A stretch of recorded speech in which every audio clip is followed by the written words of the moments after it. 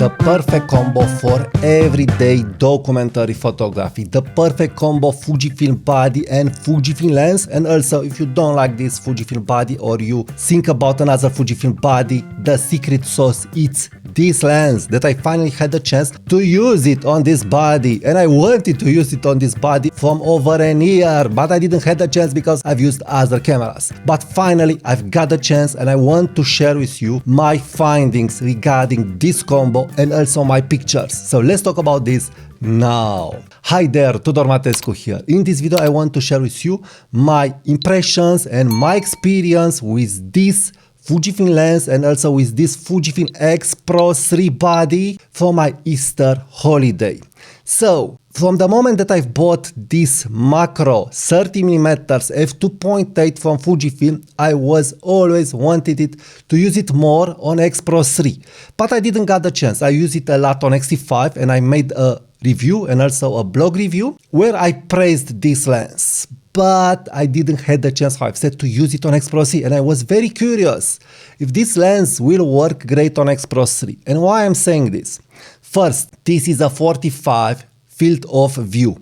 So this field of view, it's really great for documentary photography if you are asking me. And more than that, this is a macro lens. But let's get to the 45mm field of view. So you have the 45, another 40, another 50mm field of view. I feel that this is the Bresson present lens, I would say. Why? Because the 40 can be a little wider to make compositions. And if you don't have a good 40 with good clarity, with good micro contrast, with good details, and also with good acceptable AF, you will not get the pictures that the 45mm lens will help you get. And I'll get immediately what kind of pictures. So the 45mm, more versatile than the 50mm, because this means you'll have a little more room than the 50, but also it will help you compose better pictures than the 40. There are many times when a 40mm lens is acting as a 35mm lens depending on the scene. So you have enough space to have a crowded picture. But this 45, how I've said, it is between the 40 and the 50, and I've shot a lot the 45mm field of view when I've used over a year plus the 30mm f1.4 Sigma lens that I must buy it again after using this lens because again of the 45mm field of view and because of the f1.4 aperture that is helping me shoot in low light. But I sold that lens because it was pretty big, but this isn't as big and as heavy as the Sigma lens. And also it has an f2.8 aperture. This means that this lens, it will be very good in any lighting conditions except by night photography. So in night photography, you can do it if you are a photographer and if you are using light, but in night photography, of course, it's better than f1.4 lens. But other than that, it will cover all the situations. So it's not a deal breaker for me because, how I've said, what this lens is offering me, it's crazy good. So let's get to what this lens is offering me and why I'm saying this. First, this lens, it's offering me macro capabilities. This means for documentary photography, for everyday photography, and for detailed shots, I can get really ultra close with this lens. And you can get really ultra close with this lens and get all the details that you would want. I think about portraits. This lens, it's really amazing for portraits. And not because it's a macro lens, but also this lens has 9 aperture blades, rounded aperture blades. And the way that this lens is rendering the bokeh, it is crazy good. I would say that I would have a medium format look like a GFX 100 RF because of the f2.8, of the compression of this lens and how the autofocusing of the portrait is rendered. Very nice, very pleasing. You have the compression of a 30mm focal lens that it's seeing in the pictures, so you get the subject to background separation. So 9 aperture blades, macro lens, 30mm focal length compression, and a great field of view for doing portraits. But more than that, this lens has micro contrast and sharpness, outstanding texture sharpness, and the way that it's rendering portraits, I would say that it's at the level of a Leica lens. It's at the level of a Leica lens. So crazy good lens for portraiture photography. Crazy good lens. More than that, this focal length and this field of view does not distort the subject. So your subject, it will not be distorted. This is a very important thing here. So you can get very up close and not distort the subject. So very versatile for portraits. And also, portraiture photography, it's a main part from documentary and everyday photography. Now, the next secret sauce in this combo, of course, it's Fujifilm X Pro 3. Fujifilm X Pro 3 is one of their best bodies that Fujifilm made, even if it has the screen problem because the sub monitor is dying. But other than that, you have an optical viewfinder, and with these frame lines, boom, you are seeing outside of the frame lines, you are composing very easily, and all it's working very fast and very accurate body and lens. Body and lens, a very good weight in hand, very well balanced, black matte, great colors, great black and white, and more than that, you have great firmware inside regarding recipes. So if you want to make a more colored photography, you can use a colored recipe. If you want to do black and white photography, you can do black and white photography.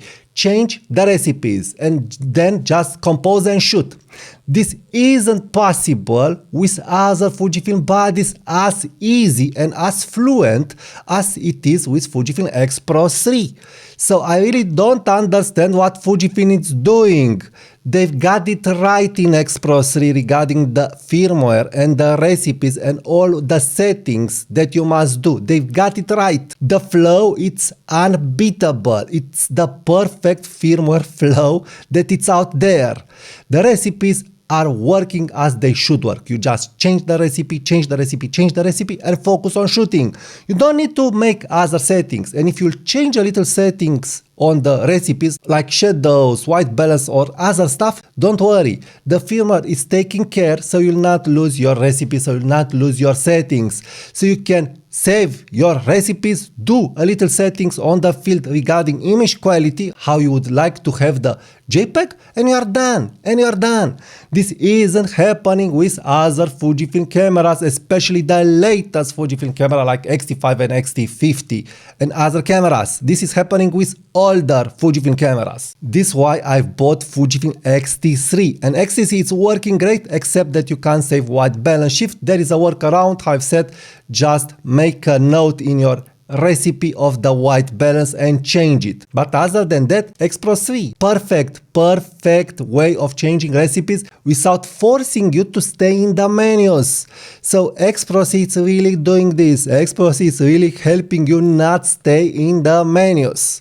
So my experience from the Easter holiday with this combo was, and it was really great. I wanted to change recipes and I changed recipes. I've shot macro shots, I've shot portraiture shots, and I shot documentary shots and also some nature shots. So this combo is really perfect for me. Really one camera and one lens that can do it all. One camera and one lens that can do it all. Great image quality, great JPEGs, great AF, great field of view. What more can I want? And great versatility to work with this lens. Really great versatility. So if you are asking how this 30mm f2.8 is acting on X Pro 3 or on other Fujifilm bodies like X-T30 Mark II, like X-T5 and so on, it's working perfect. I feel that this lens is one of the best lenses.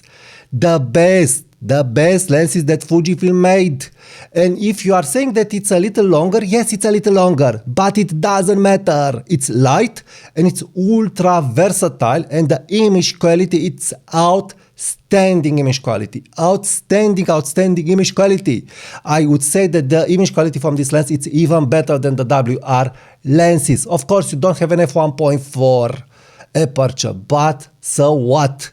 If you love photography, you can't not love this lens. The f2.8 aperture is not a deal breaker, just in night photography, but also in night photography, again, illuminate your subject. Stay in the zones where light will fall on your subject and you can get the shot. The AF, again, very good. I didn't have problems, but being a macro lens, from time to time it can miss a little. But so what? The image quality, again, outstanding, like I like with AF. So my last words. When I wanted to go in my Easter holiday because I have many cameras. Of course, there is a problem. What camera should I take with me? I had X-T50 with me, I had X106, I had the 18mm f1.4, and also I thought that I will bring the Leica with two lenses, 50mm f1.4, TT Artisan lens that is rendering like 50mm Zoomilux lens, and also Voigtlander 35mm f1.5, crazy good, extraordinary lens. So I was thinking, what camera should I bring? What camera should I bring?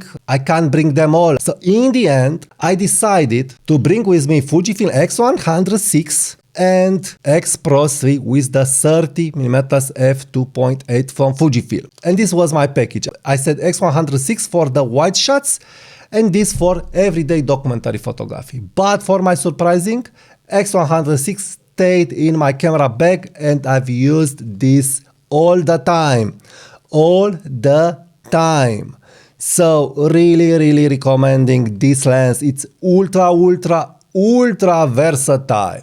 Ultra versatile. So a great lens from Fujifilm and also a great body from Fujifilm and a great firmware from Fujifilm. And I would like Fujifilm to learn from this firmware and bring updates to the latest cameras, but also to X-T3 to have this flow of the firmware regarding film recipes.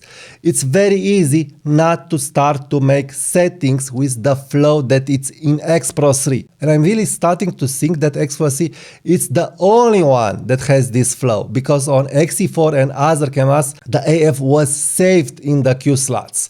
But anyway, great camera, great lens, and I truly recommend this macro lens from Fujifilm. It's a gem of a lens. So if you can get it, get it. Now, please subscribe now to my channel. Use my affiliate links from Amazon and B&H Photo if you want to buy something from the gear that I'm using. Also, give it a like to this video, leave me your comments, and what is helping the channel to grow a lot, and it's free for you, it is to check my next video. Thank you, and I'll talk to you soon. Bye bye.